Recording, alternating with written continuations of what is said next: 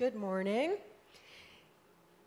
See a lot of old friends, some new ones. And I'm Carol Fleisher. I'm a documentary filmmaker, and I'm going to try and be as invisible as possible, except to introduce this incredible panel. And I will just urge you to keep two things as subtext here this morning. One is that inspiration is contagious, and we should all be spreading that wonderful disease as much as possible, and I think these folks will inspire. And that partnerships are powerful. And, you know, I don't think there's a single person, with perhaps the exception of Madison in the last session, who can save the planet single-handedly. So, and just a personal note, pleading to the NGOs that are representing here to, you know, can't we all just get along and play nice together and share resources and all of that? So with no further ado, I'm going to introduce Madelaine Westwood, who is a filmmaker who went to make a movie and found a cause. She meant to film some birds in Indonesia and ended up working to save great apes. I don't know if she was misinformed, but a great turn of events for the apes.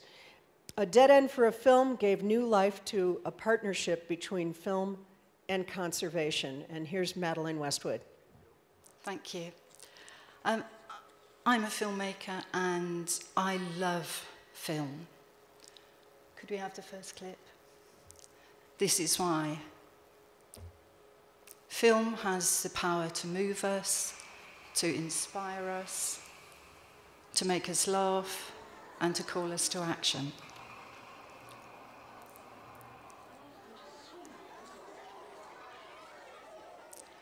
And there's a reason why we respond so powerfully to images.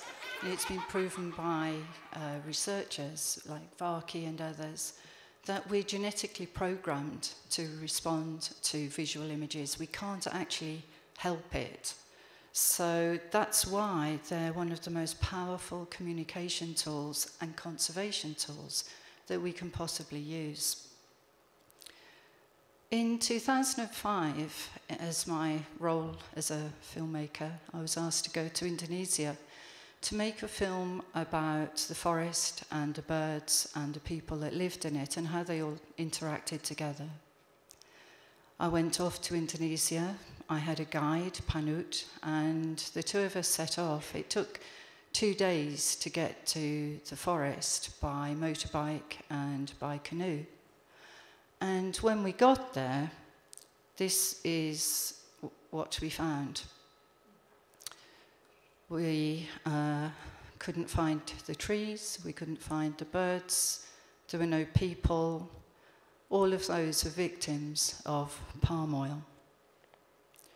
And we really had nothing to do but to turn around and go back. And travelling on the back of the motorbike, after about half an hour, Panut suddenly skidded to a halt, and by the side of us, on a wooden hut on stilts, there was a gentleman staring at us very intently, and he was pointing a gun at us. Panut very bravely went over, or closer, to him and tried to explain, oh, we were okay, we were just bird watchers. And at that point, he invited us up to his hut to listen to his bird impressions. It turned out his bird impressions were so expert because he made a living calling in wild birds from the forest and trapping them and selling them to the illegal bird trade. He also offered us tiger skins. He'd killed a tigress and her 2 cubs a few days previously and wanted to know whether we wanted to buy the skins. As I left Indonesia, I knew that I had to do something. Not exactly sure what it was, but I knew I somehow had to reach those people who were destroying forests, killing species, getting rid of whole families out of the forests. We had to reach the people who were creating that kind of devastation. But what can you do as an individual, a single person? I mean, I have no wealth, I have no power, I have no influence, and I didn't even have a PhD in anything that was particularly useful. But what I did have was the knowledge that I work in the most powerful communication industry that we currently have. So I thought, surely, together we should be able to do something. So the first thing I did was to find conservationists who could explain to me exactly what the problems were. And my first partner was Ian Redmond, the GRASP Chief Ambassador for Great Apes. And he's been a real guiding light in having us understand what to do and how to do it. The second partners I managed to achieve were in the filmmaking community. And Neil Nightingale from the BBC and Brian Leith from Granada Wild both worked incredibly hard to get us 15 films that we could use to get into the areas that they needed to reach. And it wasn't easy for them to do that because big organisations get money for these films. But we managed it. So we had a batch of films, I had a conservationist, and the Great Ape Film Initiative was born. The films that we had, I knew had to reach important people. They had to work very hard because we weren't messing about, we don't have time to mess about. They had to make a difference. So the films went to prime ministers, they went to presidents, they went to governments to try and get strong lobbying for law enforcement and environmental protection. They also went out on national television, so millions of people for the very first time saw films about their own environment and the species that belonged to them effectively. And finally, the films had to work on the ground with people. So they went to schools, universities, wildlife management centres, karaoke bars, riverboats, anywhere that people would stand still long enough to view a film. And we don't do this on our own. Over 8 years, we've now worked in 15 of the 23 range state countries, and we've managed to have films seen by approximately 300 million people. But that's because of the partnership that we have with our NGOs. At the moment, we work with 68 NGO partners, and we just could not do it without them. But it's not always easy getting these films out. Could I have the second clip, please?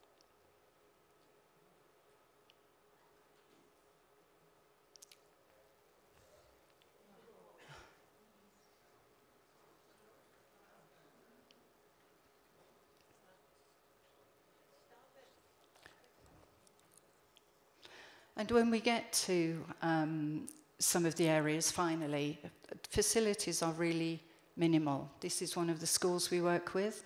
That's the only notebooks that they have to work on. But anything that stands in the way of getting more people in to see the films has to go. So they strip the rooms. The blackboard gets used to cover up any light source. So we improvise quite a lot. And the children literally run from miles around. Most of these children, of course, haven't seen any films at all. They don't have television. This is something extremely special for them. And literally, you cannot get another person into the room. So we were doing the screenings, and in 2008 in Uganda, We'd arranged a screening at a big church, and we had nearly 1,000 children walk almost 20 miles to come to that particular screening. But when they got there, the priest who was in charge of the church had had some reservations about showing films. He hadn't seen them, but he had reservations. So he said we couldn't use the church. Now, I respect his decision, but it gave us a huge problem. We had 1,000 children wanting to see a film. So we used a local schoolroom, and we got as many children in as possible, and we kept showing the film and showing the film and showing the film. But at the end of the day, a lot of those children had to go all the way home without seeing the film at all. And we were devastated. We felt responsible. It so went against everything we were trying to do. So we vowed we would find a way that if people wanted to see our films, they would be able to, and it wouldn't rely on a building, it wouldn't rely on people. We would find a way. And it took us 2 years, but this is what we came up with. There's no sound. So what we came up with, the children absolutely adored. It's essentially a wheel connected to a box and connected to children. And they pedal away and they generate all the power that they need to show films to themselves. And they love it. And we screen films to blind, to deaf children. You know, the films really communicate beyond language. We show films to the local community, and the film has just frozen. But also to the army and to the National Park Rangers. So really important key groups for us. We want to know whether these films are really making a difference. They're out there to do a job, and we really need to know whether they're doing that or not. So we do a lot of data analysis. And we want to make sure the films are giving the right messages to the right people and in the right way, so it empowers them to take action for their own environment. And statistics are one thing, but for me, GAFFE is summed up by one woman who stood at the back of a screening, and she stood there watching the film, and in her arms was a tiny baby, and she was breastfeeding the baby. And on the screen was a mountain gorilla who was holding a tiny baby, and it was breastfeeding. And the look on that woman's face as she connected with the mountain gorilla will just never leave me. And she said to me afterwards, I have to talk to my husband. I have to stop him going into the forest to take the bushmeat and to take the wood, because that's the home of my sister. So that's what we do, and that's how we do it. Can we show the last film? Have we got just 2 minutes? No, okay. So GAFFE believes that every single person has skills and abilities, which means every single person can make a difference. We just have to use what we've got. And I would like to publicly acknowledge the 2 people who had me step up and use what I have got. So I would like to acknowledge the poacher and the priest. Thank you. It's good that you're used to showing films to deaf people.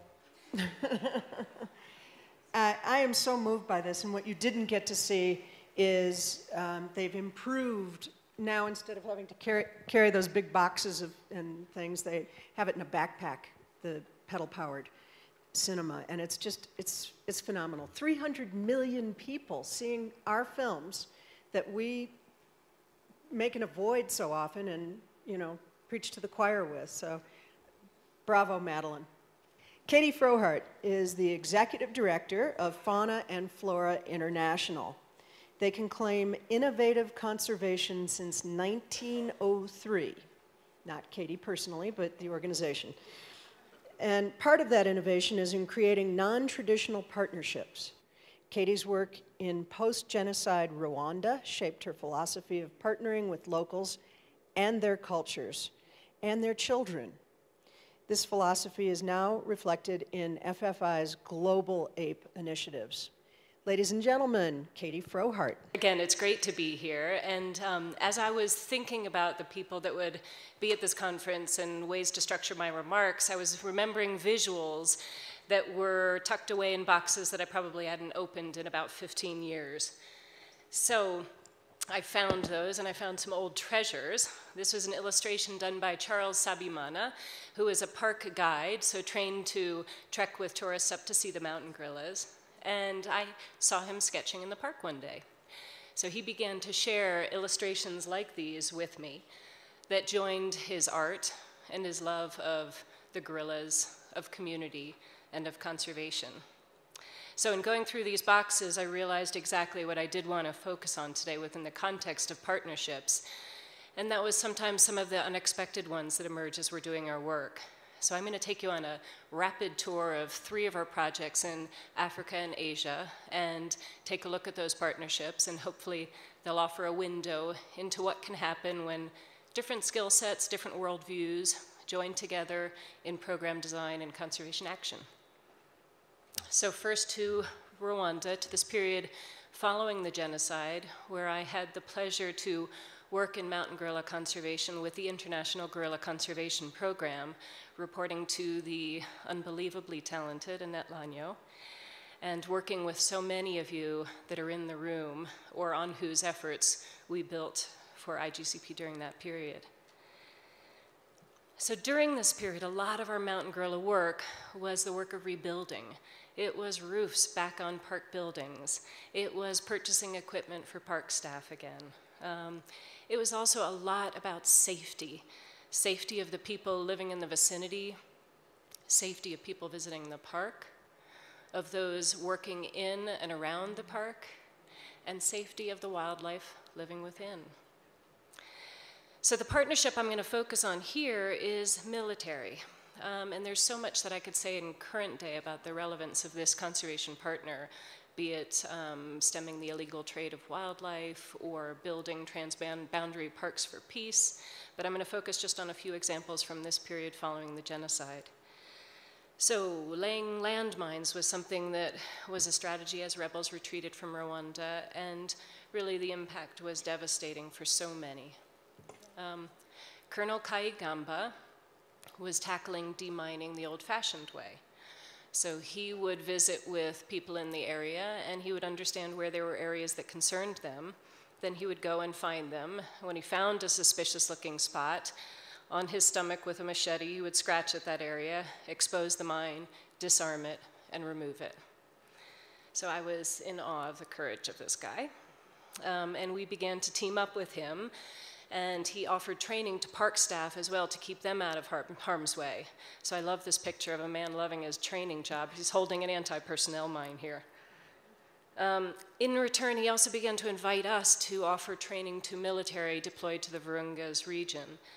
So with my old friend and mentor, Eugene Rutagarama, we began to structure training exercises for the military deployed to the Virungas. And this was deployed right to the border with Zaire, which was, you know, the hottest area in that time. There were daily rebel incursions. So we began to speak to them about what to do if they encountered gorillas, and particularly what to do if charged by a silverback.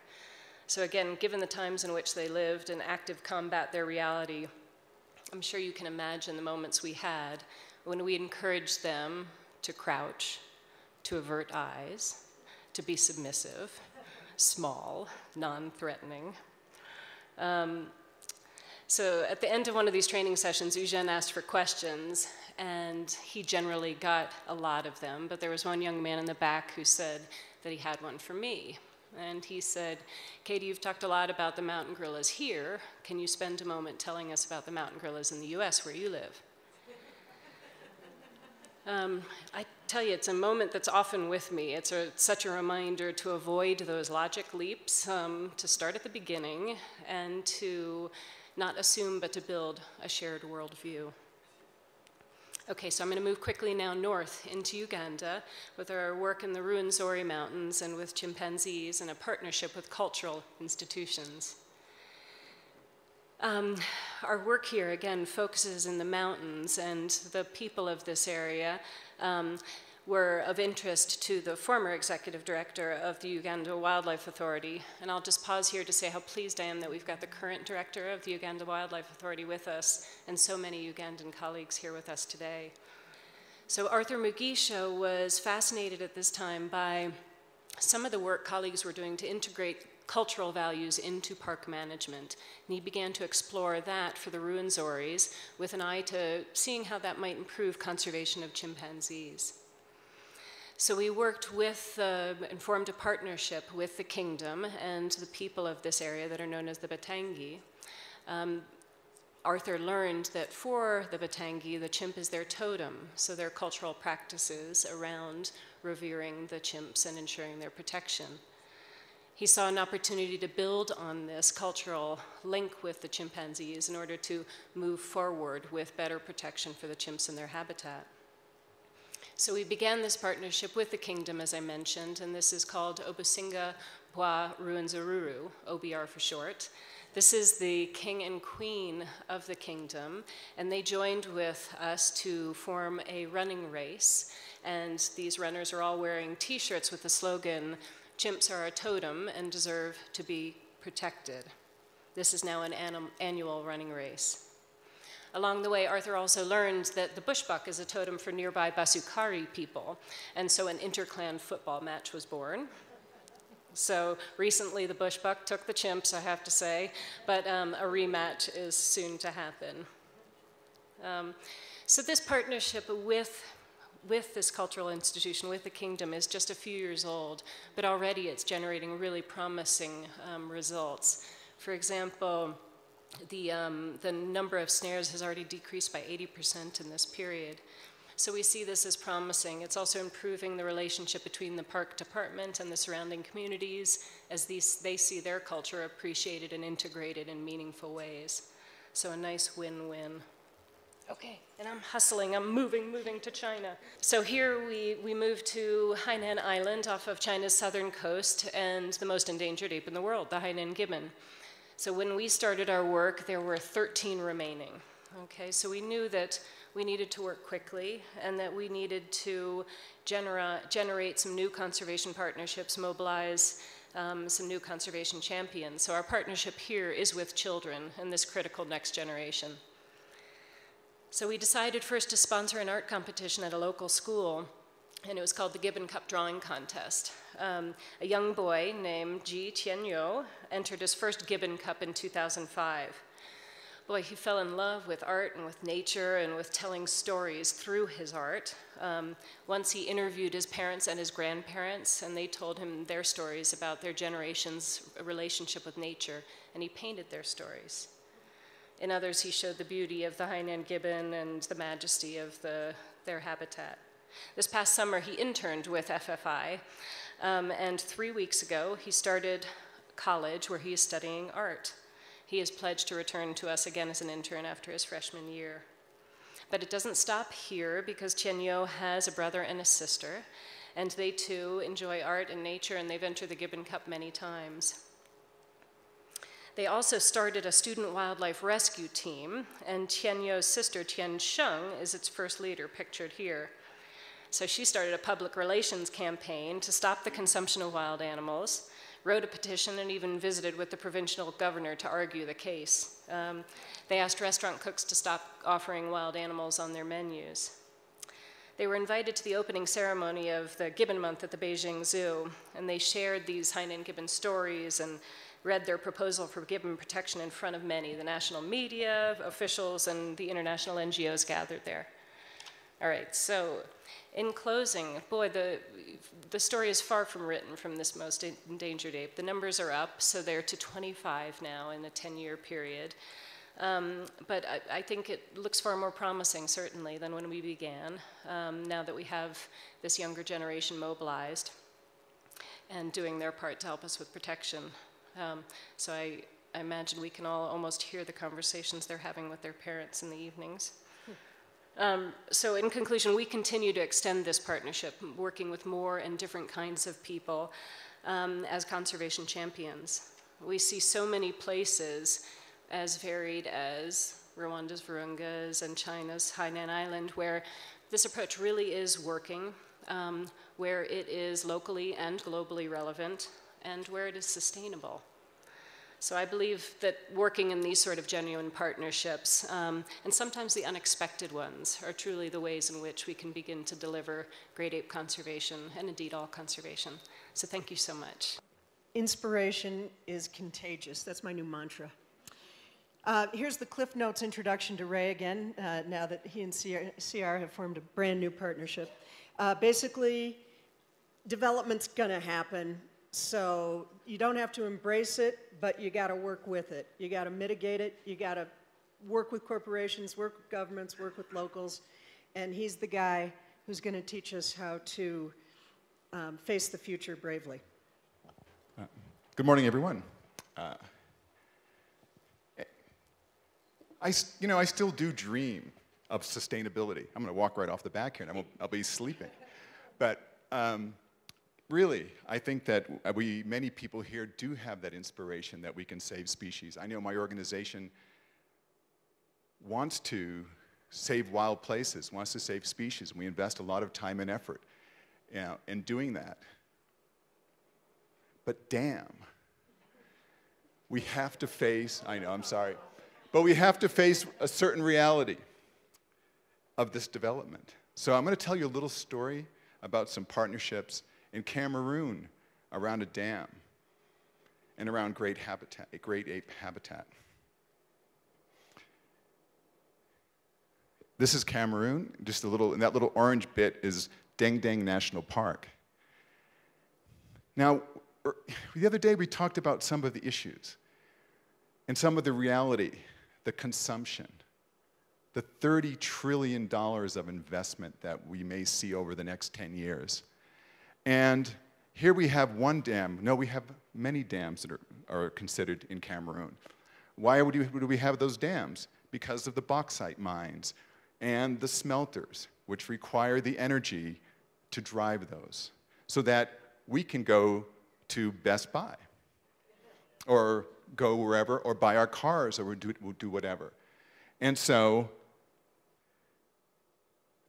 one of our partners in this collaboration was the agency for the French Agency for Development, Agence Française de Développement, and they were funding some guerrilla research. So we realized that in this area here between Deng Deng National Park and this area here, there were about 300 gorillas, a minimum of 300 gorillas. And that dam that I showed you and made that terrible pun about is located right about here, Lompangar. A lot of development, a lot of direct and indirect impacts, not only from that development, but all those developments. And we said, no way. And this was a company, the Cameroonian Electric Company, that was going for financing from the World Bank and the French Development Agency. So we went to our contacts and we said, these lending practices have to be followed, and there needs to be some recognition of this impact on the great ape populations and some financing. So the first offer was say, okay, $300,000 per year. Sorry, it's not enough. Oftentimes, companies are looking to pay something, and they're shortchanging conservation. So we had done the analysis, and we knew this entire area needed to be managed. So we did something very simple. We did budgets. And then we did an analysis and said, well, if you really want to have a beneficial impact, it's going to cost more like $700,000. And the company said, no way. So we were at an impasse. And the company said, well, maybe we can get Chinese investors. Pressure, communication, discussions with our contacts at the World Bank, discussions with our contacts at the French Development Agency.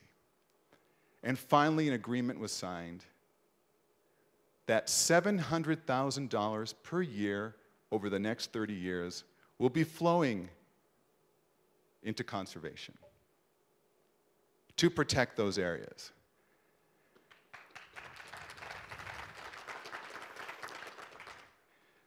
I'm happy, but we've heard plenty of cases where we have to remain vigilant. This is a good example. And this money is going into simple things, extending the borders of that national park, setting up patrols, doing bushmeat monitoring, providing incentives for the communities to be able to come out of the forest and not hunt in the forest, looking for opportunities to really deliver conservation. So just some lessons here. We need your governments, or our governments, to set best practices. If we can't make the rules, at least to work with the companies that are willing to follow those best practices. We need to work with the lenders, not only the World Bank or the French or the Asian development banks, but also the private lenders. You can adopt best practices. You have to make sure that we do not shortchange conservation. And we have to have national parks. And we have to have national parks that have sufficient funding to actually deliver the conservation. And we all have to push for that. We need to work in that so that we can really, you can help me have my dream of that sustainable development and protect these wonderful species. Thank you very much. My other mantra, partnerships are powerful. Feel free to use these. And last but not least, the lovely Michele Bussard believes in improbable connections. Her work with Health and Harmony shows the power of these improbable connections, in this case, between human health care and saving orangutans.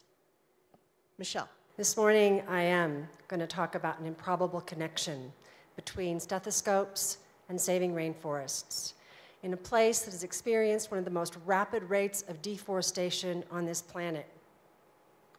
And yet we can all thankfully say is still home to about 10% of the world's remaining orangutan population. But ask the children of the Gunung Palung watershed to put a star where they believe orangutans live, and the likelihood that they will star their own home is slim to none. And so, as my associate and friend said, we start from the beginning, and hopefully we create a worldview together.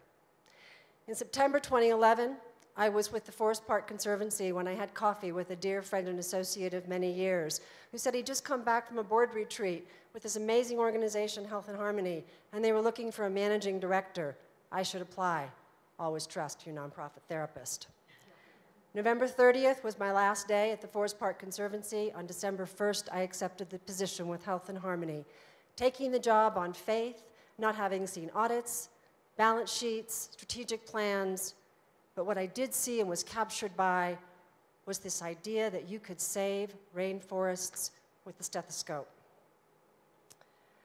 Shortly, I was on the ground in Sukadana, immersed in the intense equatorial heat, covered in clothes from neck to toes, and I would soon meet Dr. Kinnery Webb, the founder and president of Health and Harmony, and the founder of Alam Sahat Lestari in Nature with Harmony, our program in Borneo. I would also meet Suya, and I would be introduced to the Bornean rainforest. Meeting Suya, We pulled up alongside a rickety boardwalk over a cesspool, and I made my way gingerly across those boards and slipped into the opening of the raised goat pen, where I found Suya with 3 of her 5 goats and a large dollop of leaves. Her shining smile filled this hot, sun-dappled space as she told me how her children had been unable to go to a doctor, had not enough food on their table, and but for the cost of pencils, were unable to go to school until she was gifted with 2 goats through our Goats for Widow program. I was brought to my knees with humility for the things we take for granted: food on the table, health care, and homework. I was also introduced to the Bornean rainforest on this trip, 6 hours straight in and up. And as I stood in the giant buttress of a tree with other trees swaying around me like metronomes heralding the great swing of the apes approaching, I knew that I was now improbably connected to my own sweet Northwest rainforests, to these people, and to this place for the very air I breathe, and I would never see the world the same way again. Indeed, it is the great orangutan and its kin that brings us together today. And it is urgent that we gather, because as we've heard, both tragedy and triumph are intertwined.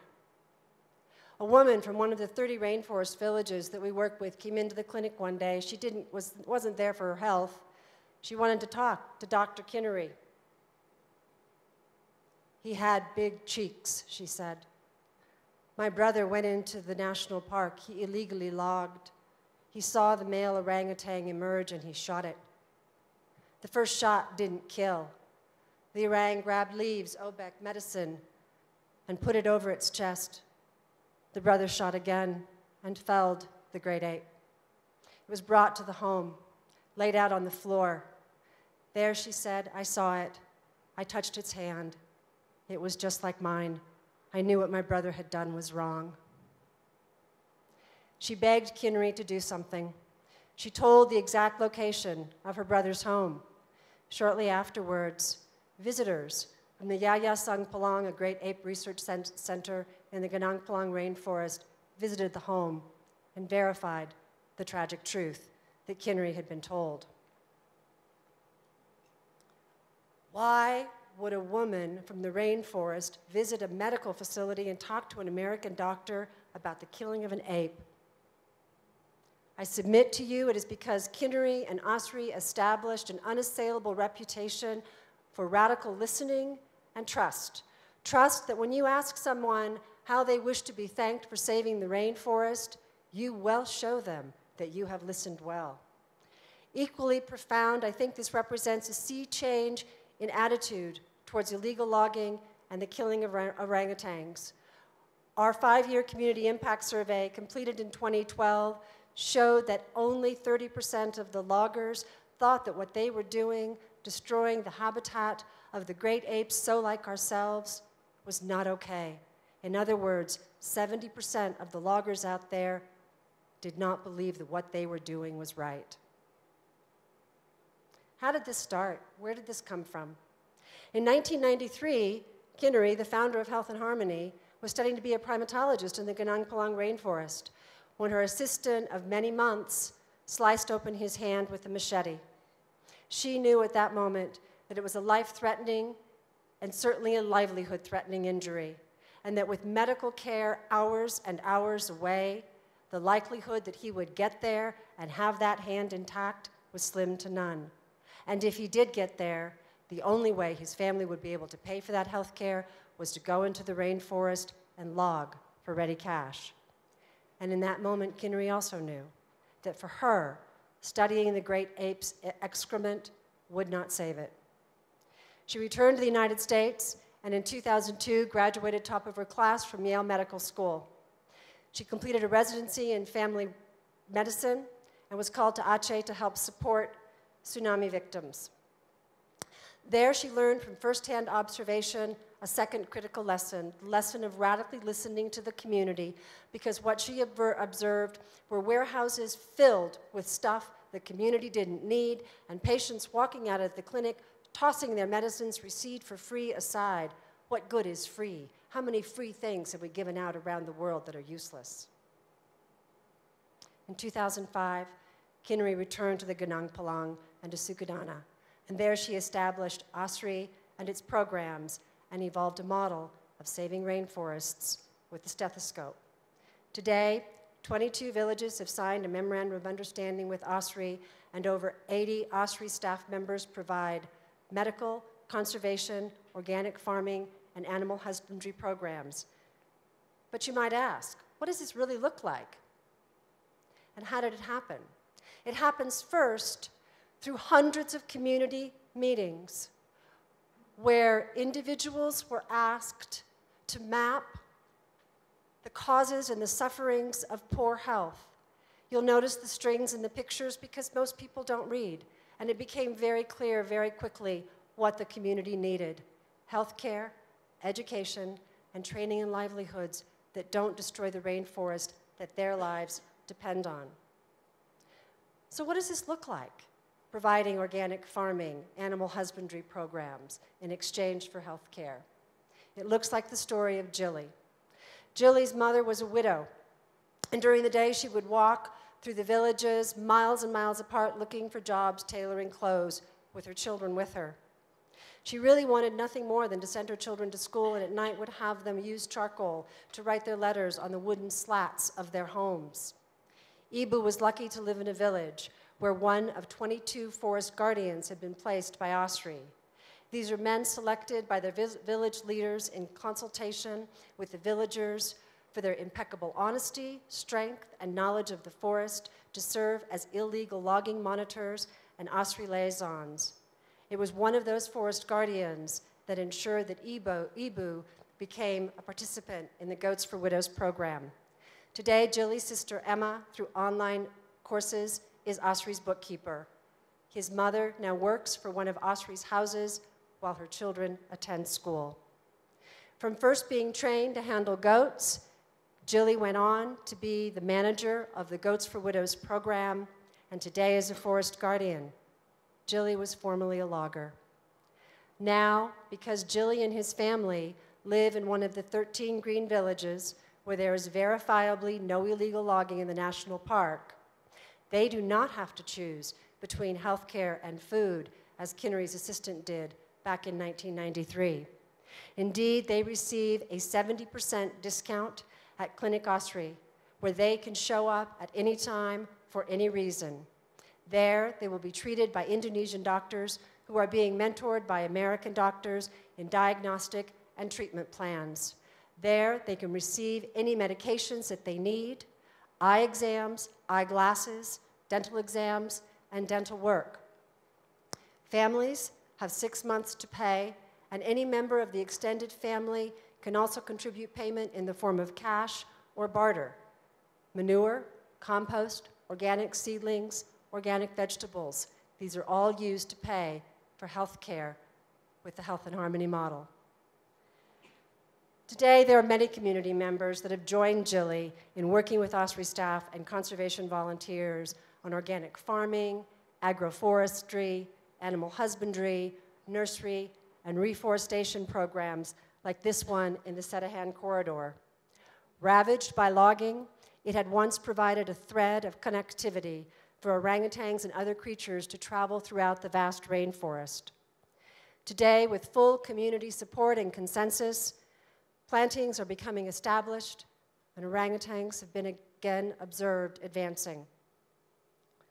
So now what? What do I want from all of you in this room? I want you to believe in and allow yourselves to believe in improbable connections. I want you to practice radical listening that builds trust in change for good.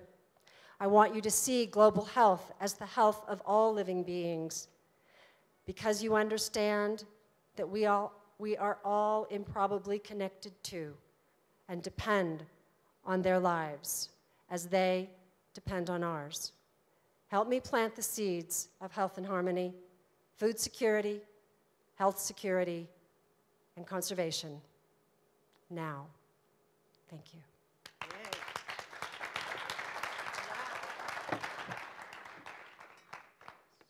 I don't know about you, but I have multiple goosebumps from these guys. And I want to encourage you to stalk Michele and Katie and Madelaine and Ray, wherever you go to the bathroom, follow them, find them and talk to them and get involved with what they're doing or what others here are doing, whatever speaks to your heart. And thank you so much for being here.